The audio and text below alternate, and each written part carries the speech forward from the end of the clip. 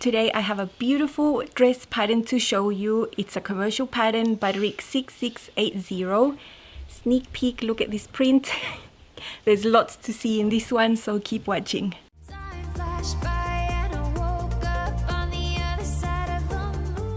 Hi sewing friends, my name's Karina from liftingpinsandneedles.com. Welcome to this sewing channel that aims to show you a lot of practical sewing footage so that you can see exactly how things are done. Welcome if you're always stopping by, and if you just stumbled upon this channel, I'm sure you're going to get a lot of practical sewing tips from here. So consider subscribing and joining this community. Tap on the bell so you don't miss out when new videos go live. Recently, I fell down a rabbit hole of looking at McCall's and Butterick patterns. They do have a PDF option available now. They have had it for a few months. And I'd noticed that the prices there never go on sale. So when you go onto these websites and there's sales for whatever brands, you know, they're at $3.99 or $2.99. The PDF version will always stay at a high price of anywhere from $13 to $15. So they do end up being more expensive than indie patterns. So I am going to be very, very particular in the ones that I purchase. Probably just one per month at most, because they are very, very expensive for me. But the upside is that I have access to them. When new pattern releases come up, I can actually choose some that I like and sew them, rather than just wish and look at them from afar. I don't have access to the paper patterns here in Brazil. So I've chosen Butterick 6680. I bought it a few weeks ago. I was excited to make it. I'm going to be popping some pictures here so you can see the design of the dress. It's meant to be made with knit fabric. It's a fitted silhouette with some side ruching on the left side seam, and that's done with an elastic inside. The neckline looks quite high. It is a sleeveless design. There are several views here. View A is shorter above the knee and has a cut there sort of at the full hip, and then you have a separate skirt piece that flares out, not excessively so, and that's what draws me in. Views B and C have also separate skirt pieces that attach to this dress, and they're asymmetric, and I really like them. The only problem here is that these are designed to be super long. So view B is a midi length and view C is actually floor ankle length. This pattern is a fabric hungry beast. It takes up a lot of fabric. So for view A, the one I was looking at, it says there that you need 2 1/4 yards. For the midi length, it says that you need 2 yards. But actually you do need 2 yards for that. I was able to squeeze my view A into 1.5 meters or 1.6 yards, which is less. You know, I specialize in making dresses work for me with 1.5 meters, and it's usually the amount of fabric that I purchase because I know that there's always going to be a way. In this case, it limited me to just making view A. But then again, I don't like midi length dresses or floor length dresses, although I did love the asymmetric pieces that this pattern has. As usual, the sizing with commercial patterns is a totally different game, totally different. This one comes in 2 separate drafts from size 6 to 14 and 14 to 22. Body measurements are very different to what you would find in most indie patterns, and in this case, I actually made the largest size that exists for this design. Well, the second to last. My body measurements are 42 bust, 34 waist, 44 hip, around that. And that makes a size 20. Now, taking a lot of things into account, and that you can't really find finished garment measurements readily available for you when you just look at the pattern. You have to go inside and look and calculate. I ended up blending the hip to a 22. I chose a rayon spandex. This pattern suggests knits at about 35% horizontal stretch at least, cotton, rayon, blend, interlock, that sort of fabric. And this is a little piece that was left over from my 1.5 meters. You can see the print, vibrant green and some browns and lighter tones. Stretch horizontal is more than the vertical. So I thought it was appropriate, although thinner than what I would like. I would wear a tight fitting slip underneath to give me a bit more coverage of like bra straps and undergarment lines that I really never want to show. The up close and so personal segment is packed with content. So I'm going over how I chose my size, how I blended sizes, an overview of the pattern pieces and the view that I've chosen, pattern. I'm focusing on how to do the side ruching there on the left side seam with an elastic, some construction steps that I have totally changed, how I've lowered this neckline after trying it on. The neckline was huge up to here, there's no way I could wear that. I've also changed the way that all this was finished. And I've had questions before of how I get nice hems with the twin needles, so I'm also showing that. So let's hop into all the sewing goodness that is up close and so personal.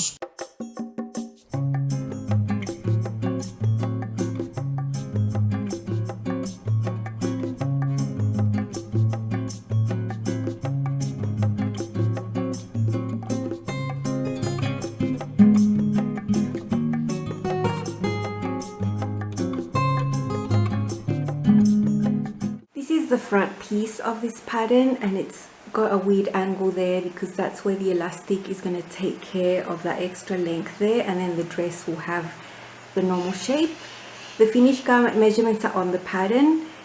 Up there, the bust, the waist and the hips. So we're just going to have a closer look at what those are and how I figured out how much negative ease was drafted into this pattern, because it's not information you can find on the pattern as such. You just have to calculate. What you see here are the body measurements drafted for size 20. Those are a 42 bust, a 34 waist and a 44 hip. And here you can see what the finished garment measurements are. Tiny, but you can see that the size 20 will have a finished bust of 41. That means that the bust, the pattern will be 1 inch smaller than the body measurement, giving you 1 inch of negative ease. When you go down to the waist here, for size 20, the finished garment measurement is 36 inches and the body measurement for that size was 34, so that will give you 2 inches of positive ease at the waist. And all the way down the pattern is the hip measurement, and for a size 20, that will give you a 43.5 inch, and the body measurements for these is 44, so that makes it a negative ½ an inch there. Now I'm not that keen on having negative ease at the hips. If I look at size 22, that there is 45.5 inches. So if I blended my lines from a 20 waist to a 22 hip, that would be the finished garment measurement. This is the body measurement there, so that would give you 1.5 inches of positive ease, and I prefer that. I prefer having positive ease at hips. I don't want to have really tight fitting garments. I think that's an appropriate amount of positive ease. It's still going to be fitted, but it's not going to be skin tight fitted or smaller than my actual hips.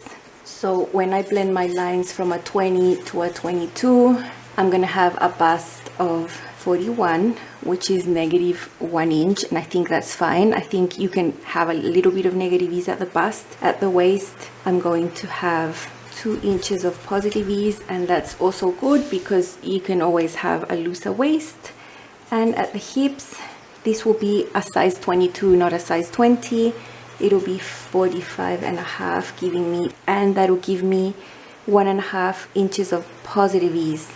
So I'm looking at this design to work for me, having minimal negative ease at the bust and then having positive ease at the waist and the hips, and I think I'll be much more comfortable with that. So those are the pattern adjustments I'm going to do. Just blend the line from the waist down to the hips to the 22. You can see the pattern piece has the waistline reference marked, so I just drew a straight line across that. The red line that you see, that is the waist. And you can see here on the side I have a size 20 right there, and you can see it becoming a 22 towards the bottom, so the line is just gently blended in between those two lines until it's a 22 right here and a 22 down there, because this is the cut line for one of the views, view A, and this is the cut line that is going to work for views B and C. So I do want the size 22 to be there to fit the piece that is coming below that. That is the size 22 to fit the hips right there. This is the pattern piece that goes below that cut line for view A, and that is the fold there. It would be cut on the fold twice. Those are the side seams. I've cut this a size 22 to match the bottom of the 22 on the other piece so that they will meet there at the seam. And it's instructed here to lengthen and shorten from the hem. So I've just added 2 inches there, just kept the same line, measured in a lot of points, the 2 inches, and drew that line. And that's how I'm going to get a longer dress. I've placed the front and the back on top of each other, and they are almost identical. You can see the shape, everything there, it's pretty much the same, the shape of the armscye. Only difference is the back and the front neckline. The front neckline, of course, is a little bit more scooped, and the length of this shoulder is like 1/4 inch longer than the back one. This is a very high neckline. I know I'm going to drop that, but I'm going to change the shape and everything when I've tried it on. I'm not going to make changes now. I'll probably just make it lower like that. At the bottom here, there's a little mark there and a little mark there to match up with these pieces. So these are extended, of course. There's one for each, one for the front, one for the back. They were both cut on the fold, and those are the ones that are going to extend this area and turn into a dress and not a top, as you can see. This little piece here is just a guide for the length of the elastic that you need.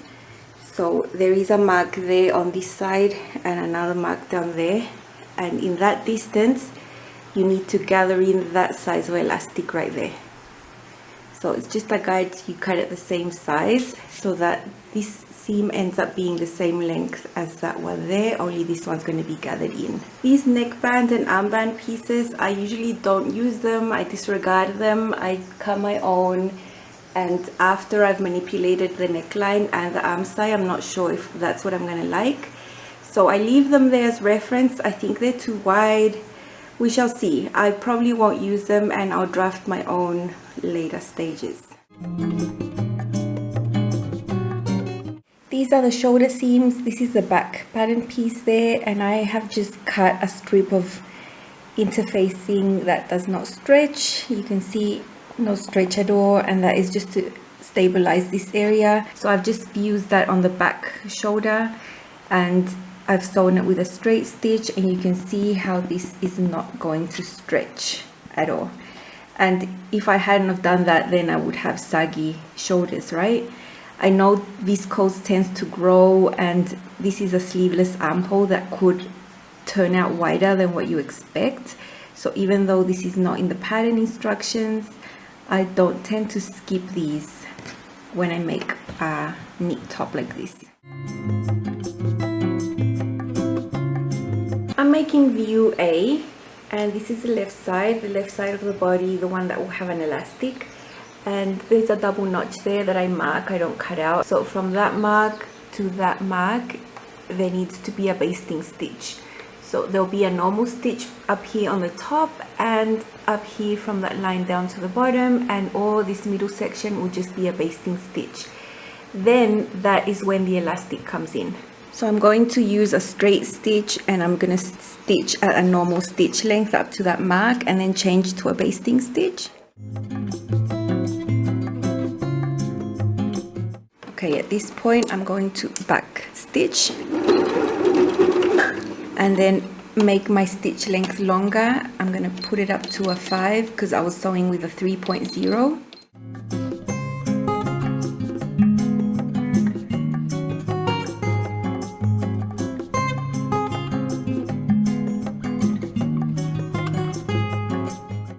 I'm going to drop my stitch length again to 3, and now back stitch to secure that and keep going. Okay, there, so you can see where I did the back stitch and where the stitch length changed from a short one to a long one right there. This pattern is using a 5/8 seam allowance throughout. This is the pattern piece that's just an elastic guide for the length that you have to cut it, and this is just 1/4 inch elastic. So I've just cut it the length there. I'm going to divide this elastic in half. I'll put a pin on half of this, and then from that part there to that part there that I need to stretch the elastic to, I'll also mark a middle point so that I can stretch the elastic evenly along this. You can see it's way longer than the elastic, and I want those gathers to happen very evenly. So I've matched my references from the elastic and the side seam. Both centers are there. and the top of the elastic meeting the mark there where I changed my stitch length, and the same at the bottom. You can see all that excess that needs to be gathered into the elastic. And now the elastic is going to go on top of the seam, so I'm going to sew with the normal 5/8 seam allowance and catch that elastic right there in the middle, just continuing that stitch line that has already been done on the top there and the bottom.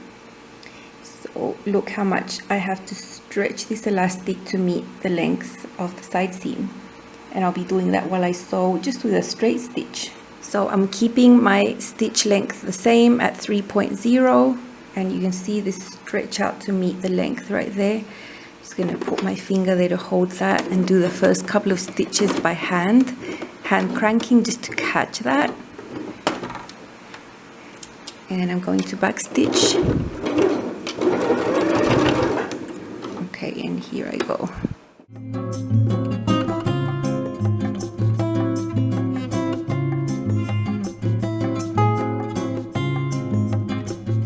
Rid of that pin.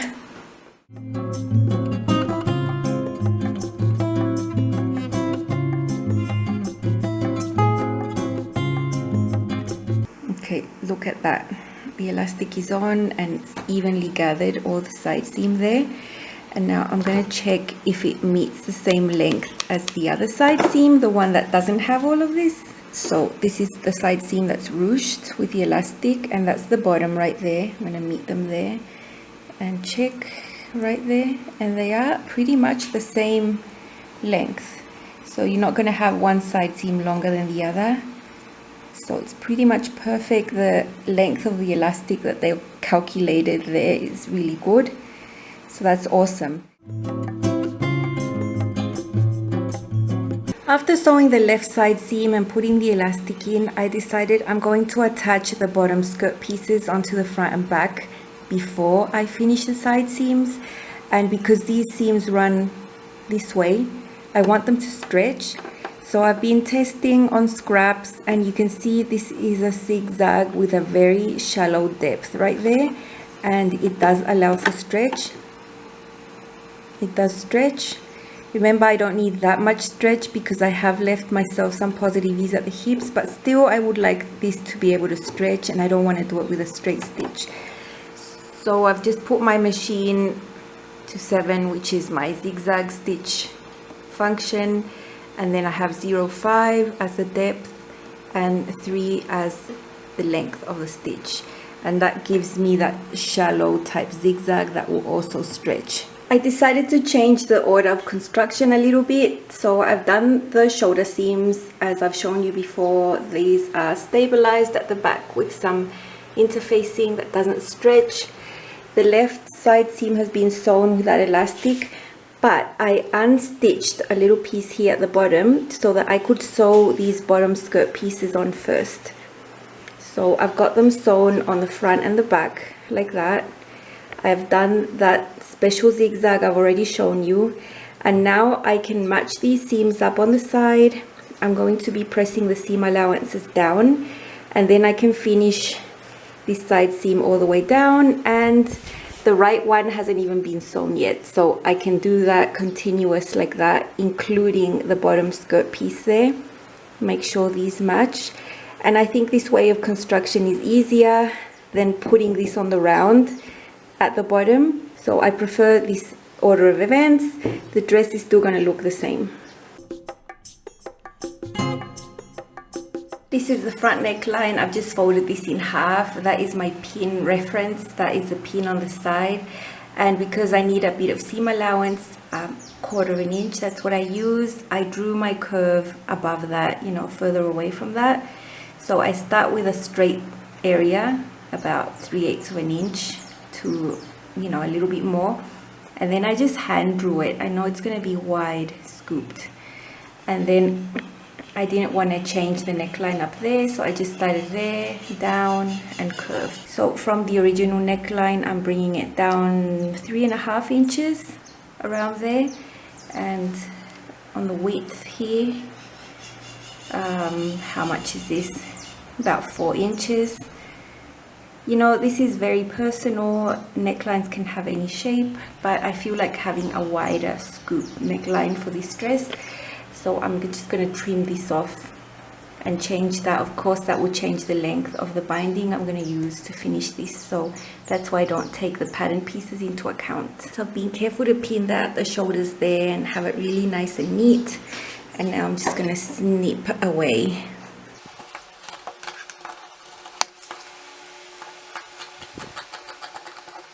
So I'm going to take this excess and just draw the lines on the main pattern piece on the paper, so that I know for the future when I want to make this again that this is the neckline I chose. You know, I might use a V neckline on the next one and just transfer the shape from another well-fitting top or dress has a V neckline, so then I don't have to actually calculate lengths of bands and everything. And I am very tempted to do that with a second version, but I will draw this on just for a reference so that I know. This is one of the sleeveless armholes, and I have sewn the binding onto it. So the only thing I did was cut strips of 4 centimeters, so 4 centimeters wide, and the length I just measured all the circumference and then made it 85%, so 15% smaller, and I folded that onto itself, wrong sides together. That's why you can see that fold. Divided my band into quarters and the armhole into quarters, and I've just sewn that on there. And I've done the same with the neckline, exactly the same. Measured this whole circumference, cut the length of my strip 15% shorter, or multiply that length by 0.85, you get a number, and the other one as well. Now I didn't want to have visible bands like this. Like, you could do this, I would have serged it in that case if I was doing normal neck bands, and I wouldn't have sewn it with a straight stitch, I would have sewn it with a zigzag stitch, but I've just done a straight stitch there. I'm going to fold that, and I'm going to understitch this there. So I'm going to pull the seam allowance up, as you can see, and with my edge foot I'm going to go and sew along the edge, and that will make this binding stay inside. And then on the inside it's going to look like that, and then I'm going to go ahead and top stitch that on. And I think I'm going to like the neckline neater with the binding tucked inside, rather than just having a normal neckband for this dress. That's just my inclination.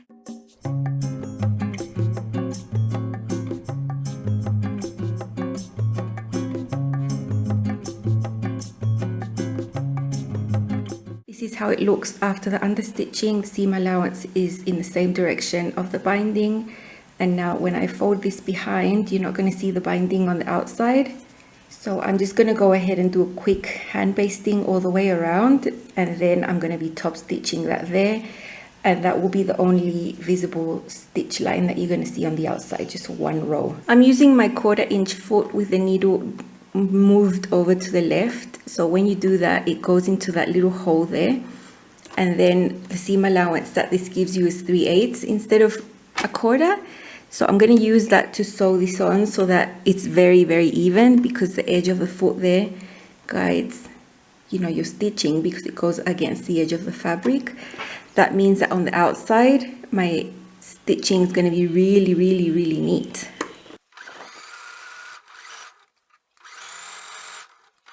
Okay, there you can see the stitching line on the right side of the dress, how it's exactly 3/8 of an inch from the edge. So on the outside it's going to look super neat, and on the inside you can see the stitching goes right there.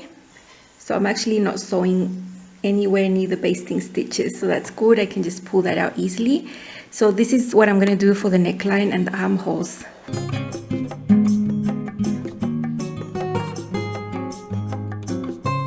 Here I've made sure that the shoulder seam is pressed towards the back, and inside you can see that interfacing I used to stabilize. It's not ever going to be visible on the garment, and look how strong this shoulder seam is.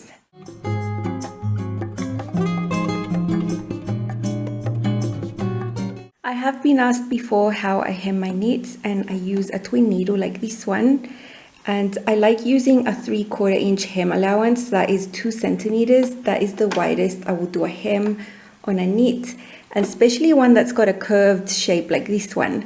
So I've just serged the edges and folded it up, And you know, I don't like to sew huge seams with thousands of pins. With the twin needle, you actually need to sew on the right side of the dress and the fold is under there.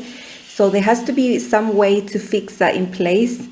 Other people use like fusible things and tapes and things to stick this on. I don't use that. I just keep the sewing simple. So I just do huge basting stitches. And while I'm basting it, I just help myself with the seam gauge and just measure there the amount that I need. And I just do that while I sew that on. It takes no time at all. Because this is folded at 3/4, what I'm sewing here is 5/8. On the edge there, I've got my reference for 5/8 seam allowance. I've got my 2 threads put through the machine as per usual, one going through each needle. And I lengthen my stitch length to 3.5, and that has given me really good results. So I don't go fast. I don't want to rush this.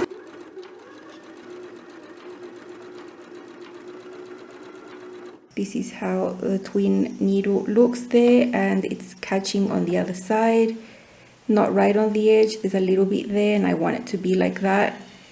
I think that when you leave a little bit extra, you don't get the tunneling that you sometimes do if you sew that too much on the edge. I don't really do anything different with other hems. Sometimes they might be a tad narrower or a tad wider depending on the style of the garment. But for a flowy skirt that has a curved hem, this is the maximum I would go in the depth of the amount I fold down there. I'm a bit annoyed right now. My glasses get fogged from the humidity out here. I am sweating. You would not believe how much. It's ridiculous. And I can't see, like if I take my glasses off, I can't see the viewfinder if I'm on focus or not. So I do need my glasses on, but look at that white stuff under there. Anyway, let's carry on. This is my finished dress. You can see how lower this is, and you saw how much I dropped it there and I made it wider over here. That makes this area narrower than the original, although I didn't modify the back at all. I just started modifying from the tip there.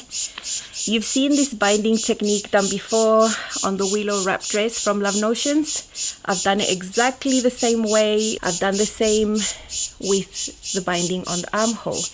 Now, if you want to geek out on numbers, on the accompanying blog post, everything that I've discussed is in much more detail, and you can also see how I determine the length to cut these binding pieces with a practical example. So if you like this technique, you can do it on other garments that you have. I really like how this looks, and don't be fooled. You don't need a cover stitch. You can do this with a straight stitch on your sewing machine. I've done it with a straight stitch.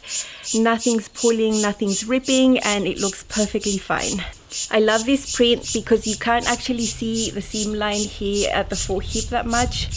It's all swirly and it's just really, really nice. That's the length right there, and I'm going to turn this inside out. You can see the shoulder seams there pressed to the back. Inside there is what I use to stabilize. There are many ways to stabilize shoulders, clear elastic, what have you, like twill tape, ribbon. I just like doing this. I just save scraps of my interfacing and cut little strips and just fuse them on, and it works a charm. Easy peasy, no drama. I have sewn everything with black thread because the fabric on the outside is mainly black. The hem, very neatly done with the twin needle. I love how that looks. The pattern has some construction instructions there that are just very strange for me, and I'm getting to know that this is what they tell you to do, to use a straight stitch but do 2 rows and then trim off. I suppose that would work if you're not finishing the edges with something. I don't know. I don't follow those instructions. Also, this is a knit garment and they have you stay stitching places. I don't stay stitch knit things.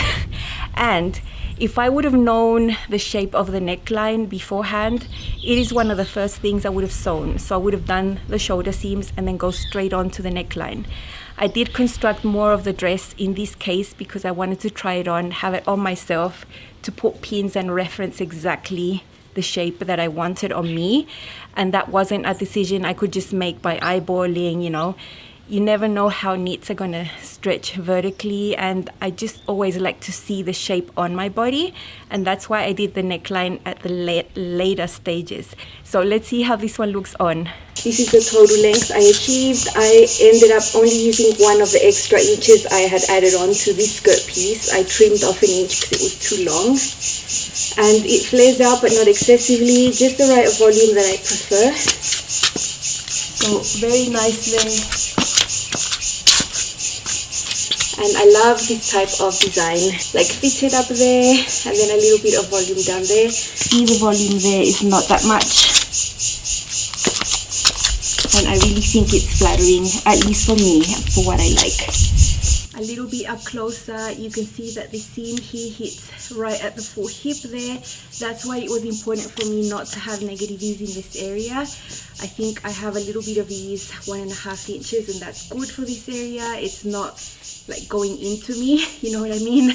And that's why I wanted this seam to stretch, and that's why I did it with the zigzag. You can see the ruching here on this side, the elasticated bit there.